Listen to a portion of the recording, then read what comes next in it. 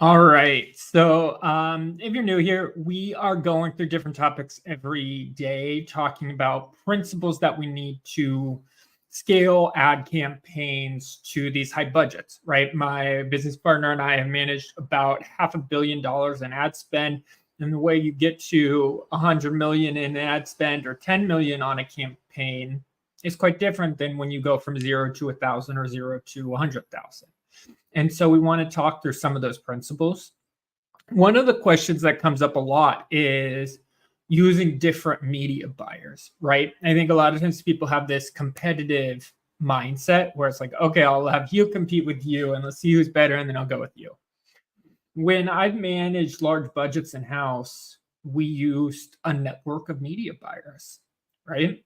The reality is that different tactics have good weeks and bad weeks and good months and bad months, and different campaigns do, and different promos do, and different ad accounts do, right?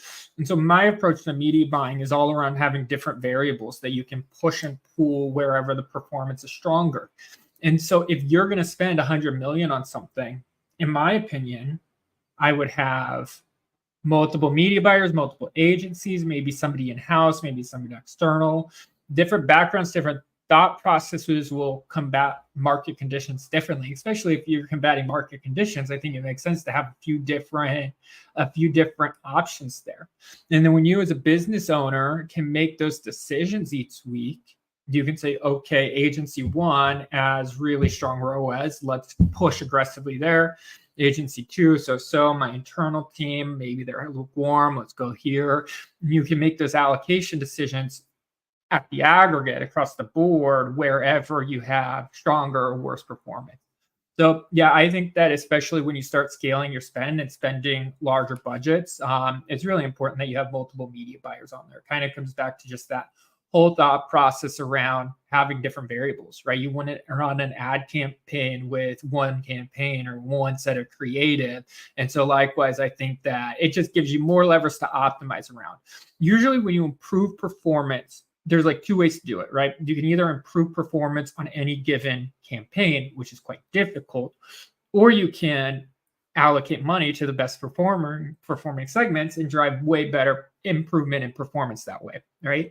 So the allocation optimization through allocation, that generally drives much stronger return in ROAS or whatever your KPI is versus improvements on individual campaigns. And so that gives you a lot more levers to pull from, and then a lot more opportunities for the strong results, right? When you have two separate accounts running, one of them's good, scale on this side. Versus if you had all your eggs in one basket, you have a down week, all of your spend is down. So hopefully that helps. We'll do a short one today. Hope you have a good rest of your day. And then, yeah, let me know if you have any specific questions. I've got a list of things we can talk about in terms of tips and tricks for scaling these campaigns to large spend numbers. But if you have specific questions, let me know. Okay, ciao.